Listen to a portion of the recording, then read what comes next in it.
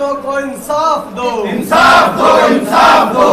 FIR दर्ज करो, दर्ज करो, दर्ज करो। FIR दर्ज करो, दर्ज करो, दर्ज करो। गुंडागर्दी नहीं चलेगी, नहीं चलेगी, नहीं चलेगी। गुंडागर्दी नहीं चलेगी, नहीं चलेगी, नहीं चलेगी। गुंडागर्दी नहीं चलेगी, नहीं चलेगी, नहीं चलेगी। भाजपा की गुंडागर्दी नहीं चलेगी, नहीं चलेगी। डॉक्टरों को इंसाफ दो, इंसाफ दो, इंसाफ दो। डॉक्टरों को इंसाफ दो, इंसाफ दो, इंसाफ दो। अरे गुंडागर्दी नहीं चलेगी, नहीं चलेगी, नहीं चलेगी। गौरव जी, आज आप यहाँ पर आए, आप लोगों का अंदर डिस्कशन हुआ, आप लोग मीडिया को पहले बाहर कर दिया गया, उसके बाद आप लोग काफ़ी हीटेड डिस्कशन हुआ, ACP भी आए, आप लाइव भी बीच में गए, क्या कहेंगे तमाम? देखिए, हमारा तो मकसद ये था कि जो हो मीडिया के सामने हो, दूध का दूध पानी का पानी हो, क्योंकि हमें जानकारी ये मिली थी कि जो बेचारा इंटर्न डॉक्टर जिसके साथ मारपिटाई हुई, गाली गलौज हुई, जिसके लिए इस अस्पताल के 42 डॉक्टर्स ने लिखित शिकायत MS को की कि FIR दर्ज कराई जाए, उसके और उसके परिवार के ऊपर दबाव बनाया जा रहा है, राजनीतिक दबाव बनाया जा रहा है कि तुम्हारा करियर और ज़िंदगी सब खराब कर देंगे, और उससे कंप्लेंट वापस लेने का दबाव डाला जा रहा है। ये बात हमें मालूम है। इसीलिए कल 11:15 बजे जो हादसा हुआ, उसको अभी तक 2 बज रहे हैं, MS साहिबा ने उसकी कंप्लेंट पुलिस को नहीं दी। रास्ते में SHO साहब मिले, SHO साहब को लेके हम MS के कमरे में गए। SHO साहब ने MS साहब के मुंह पे कह दिया कि आपने हमें कोई कंप्लेंट नहीं दी। तो हमने MS साहिबा से पूछा, क्या नाम है मैडम का? उमा जी से पूछा कि भाई आपने ये कंप्लेंट क्यों नहीं दी पुलिस को? तो सबसे पहले उन्होंने कहा कि मेरे पास कोई कंप्लेंट आई ही नहीं, उन्होंने ये कहा। और फिर डॉक्टर निम्मी रस्तोगी, हमारी डॉक्टर सेल की अध्यक्ष हैं, इन्होंने अपने फ़ोन पे दिखाया कि मैडम सोशल मीडिया पे कल से कंप्लेंट चल रही है, 4 पेजों की कंप्लेंट है, आपके नाम पे कल दी गई है, 42 डॉक्टरों के साइन हैं, आप क्या बात कर रही हैं कि आपको कंप्लेंट ही नहीं मिली? तो जब कन्फ्रंट किया गया तो वो नाराज़ हो गई और वो बोली, ये मेरा काम है, who are you to ask, आप कौन होते हैं मेरे से ये पूछने वाले, मैं आपकी जवाबदेही नहीं है। तो हमने कहा कि हम पब्लिक हैं, हमारे साथ इलेक्टेड पब्लिक रिप्रेजेंटेटिव है, MLAs हैं, MLA Tilaknagar, MLA Burari, MLA Kondli और कई काउंसलर हैं, और अगर डॉक्टरों को आप डराओगे धमकाओगे तो हम पूछेंगे। तो वो बोली कि मैंने इस मामले को एमिकेबली सेटल कर दिया है, हम कंप्लेंट नहीं देंगे पुलिस को। तो ACP साहब भी आ गए। ACP साहब ने भी बोला, जब मामला सेटल हो गया है तो आप कौन है, आपका लोकस क्या है, ये ACP साहब ने कहा। हमने ACP साहब से कहा कि ACP साहब, आप मुझे कोई कानून, कोई एक्ट बता दो जिसके अंदर एक MS के पास ये पावर्स हैं कि वो एक क्रिमिनल ऑफेंस को एमिकेबली सॉल्व कर दे। एक शिकायत करता है, एक आरोपी है। क्रिमिनल ऑफेंस बताया गया कि सरकारी अधिकारी को, जो कि उस वक्त डॉक्टर था, उसको गाली गलौज की गई है, उसके साथ मारपीट की गई है, क्रिमिनल ऑफेंस है, नॉन बेलेबल है। एक MS कैसे उसका राजीनामा करा सकती है? Who gave her the power? तो उस पर MS साहब उठ के चली गई। इस सारे कृत्य की रिकॉर्डिंग हमारे पास है। हालांकि आप लोगों को बोला गया था कि आप लोग चले जाइए, बट हमें इनका अंदाजा था कि ये हमारे साथ क्या व्यवहार करेंगे, इसलिए इसकी रिकॉर्डिंग भी हमारे पास है। अब हम बाबुओं के साथ बहुत जो है हमने वीडियो खेल लिया है, तो हमको आइडिया है, तो इसका भी हमारे पास तथ्य है शब्दशः, क्या SHO साहब ने हमें कहा और क्या ACP साहब ने हमें कहा और क्या MS साहब ने हमसे कहा। तो दोस्तों, आज RG कार अस्पताल कोलकाता को दोबारा दोहराया जा रहा है। कैसे? वहाँ क्या हुआ था, एक इंटर्न डॉक्टर के साथ हादसा हुआ और ऊपर के अधिकारियों ने, MS ने, MD ने इस मामले को दबाने की कोशिश की, सरकार के साथ साठगांठ कर ली और आरोपियों को बचाने की कोशिश की, जिसके कारण जो जनता का गुस्सा था वो आरोपियों के खिलाफ और बढ़ा। आज भी यहाँ पे वही किया जा रहा है, आरोपियों को बचाने की कोशिश की जा रही है, क्योंकि आरोपी भारतीय जनता पार्टी की विधायक हरीश खुराना, भारतीय जनता पार्टी मोती नगर के विधायक हरीश खुराना जी हैं। और हम लोगों ने कहा है कि आप हेल्थ सेक्रेटरी साहब को बुला लो, क्योंकि MS कह रही हैं कि मैंने ऊपर दे दिया, ऊपर वाले फैसला करेंगे। तो हमने कहा है कि भाई आप हेल्थ सेक्रेटरी साहब को बुला लो, हम लोग यहाँ पे इंतज़ार कर रहे हैं।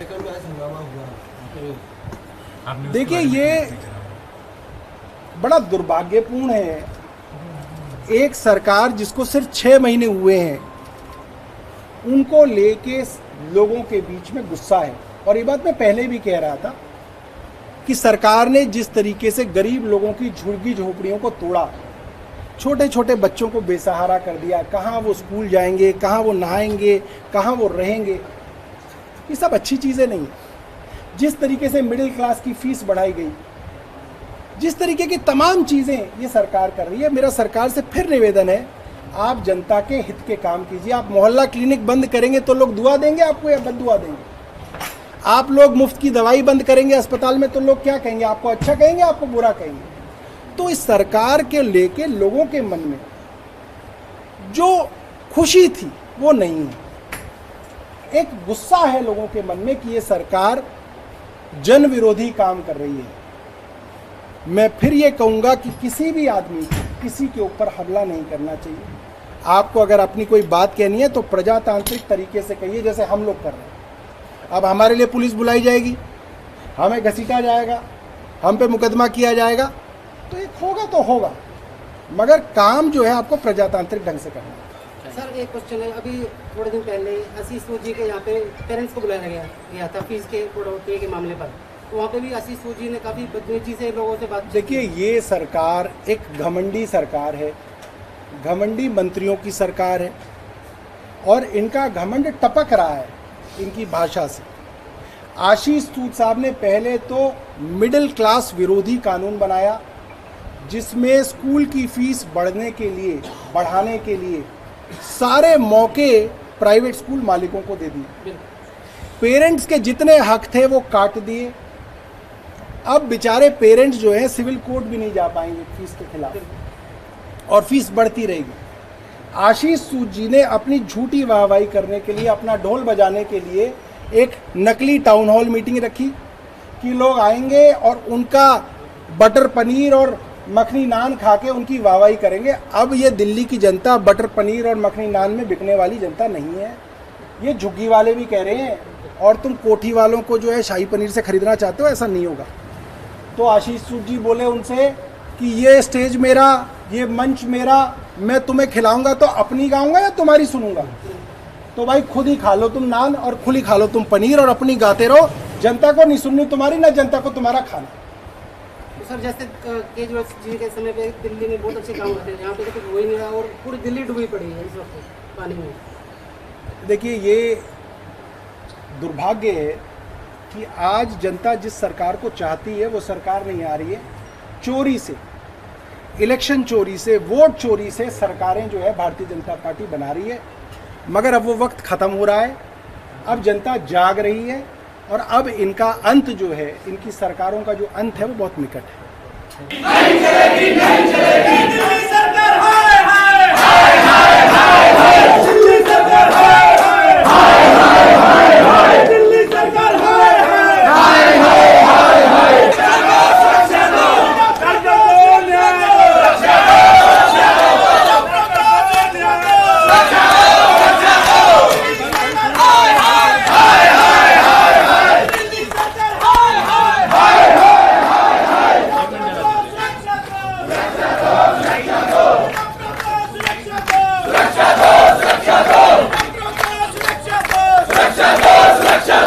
आज हम लोग आचार्य श्री भिक्षु हॉस्पिटल आए हुए हैं, और यहाँ पे हमारी यहाँ की MS medical superintendent doctor Uma से बात हुई, और पहले उन्होंने हमें मना किया कि उनको कोई मारपीट की कंप्लेंट नहीं मिली है।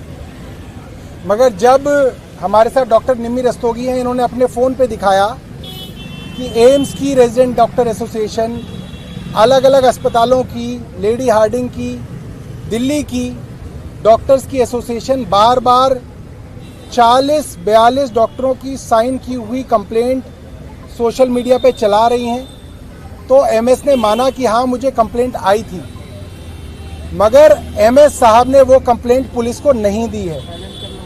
वो कंप्लेंट एमएस साहब लेके बैठी हुई हैं। इसलिए मेरा सारी डॉक्टर्स रेजिडेंट एसोसिएशंस आरडीए से ये निवेदन है कि आपका विभीषण आपके प्रोफेशन में ही है। आपको डुबोने वाला आपका ही एक प्रोफेशनल डॉक्टर है। जैसे आरजी कार मामले में था, सीनियर डॉक्टर जो एडमिनिस्ट्रेशन में चले जाते हैं वो सरकार की मिलीभगत से, सरकार के साथ साठगांठ करके जूनियर डॉक्टर्स का शोषण कराते हैं। ये मामला पहली बार नहीं है। आज से कुछ महीने पहले अंबेडकर मेडिकल कॉलेज के अंदर 2 छात्राओं का शारीरिक शोषण किया गया उनके प्रोफेसर द्वारा। उस बात को भी मुख्य सचिव और स्वास्थ्य सचिव और उस हॉस्पिटल के प्रिंसिपल ने दबा दिया था। हमने उस मामले को उठाया और उसके अंदर प्रोफेसर को सस्पेंड कराया। वहां भी मिलीभगत सामने आई थी। तो मैं तमाम डॉक्टरों से कहना चाहता हूं कि आपके प्रोफेशन के जो लोग सीनियर पोजीशन पे पहुंच जाते हैं उनको अपनी रीढ़ की हड्डी सीधी करनी पड़ेगी। उनको अपना आत्म स्वाभिमान बेचना नहीं है। अपने जूनियर डॉक्टर्स के साथ, इंटर्न्स के साथ खड़े होना है। अगर आपके ही प्रोफेशन के विभीषण सरकार के साथ साठगांठ कर लेंगे तो जो जूनियर डॉक्टर हैं, जो बेचारे इंटर्न हैं, जो बेचारे जेआर हैं, जो बेचारे रेजिडेंट्स हैं, उनका ये शोषण होता रहेगा। आरजी कार मामले में भी ऐसा ही ऊपर के लोगों की मिलीभगत से था। आप लोग जो आरडीए है उन्होंने बहुत संघर्ष किया, अलग अलग जगहों पे अपना उन्होंने प्रतिशोध सोशल मीडिया पे डाला, मगर आप सबको मालूम है ये पूरी की पूरी व्यवस्था भारतीय जनता पार्टी से डरी हुई है। सहमे हुए, डरे हुए लोग हैं। इनके अंदर वो ताकत नहीं है कि भारतीय जनता पार्टी के सामने खड़े हो सके। इनके पास पुलिस की पावर है, इनके पास गुंडागर्दी है, इनके पास सब कुछ है, मगर उसके बावजूद भी आम आदमी पार्टी की जब जरूरत पड़ेगी, आम आदमी पार्टी हर मजलूम के साथ खड़े होने के लिए और लड़ने के लिए तैयार है। जय हिंद, जय भारत। अरविंद केजरीवाल, अरविंद केजरीवाल। धन्यवाद। ये है कि वायलेंस अगेंस्ट डॉक्टर्स एक बहुत बड़ा मुद्दा बहुत सालों से रहा है और भारतीय जनता पार्टी ने इसमें सिस्टेमिक चेंज करने के लिए और एक एक्ट लाने के लिए, act against violence on doctors का वादा किया था अपने मैनिफेस्टो में और बहुत सीरियसली कह रहे थे वो परस्यू कर रहे हैं। लेकिन अब जब मौका आया है तो उन्हीं का तंत्र डॉक्टर्स के साथ धोखा कर रहा है, उन्हीं का तंत्र मामले को दबा रहा है और ये छोटी सी चिंगारी बहुत बड़ी घटना बन सकती है। इस विषय में मैं ये कहना चाहूंगी कि आम आदमी पार्टी हमेशा डॉक्टर्स के साथ है। हम इलीट कल्चर के बिल्कुल खिलाफ हैं। एमएलए आम लोगों से ऊपर नहीं है। अगर वो एक बिजी डॉक्टर को फोर्स करता है कि मेरा इलाज पहले करो और उसके बाद उसे मैनहैंडल करता है, उसके लिए अपशब्द कहता है, तो ये किसी को भी बर्दाश्त नहीं होगा।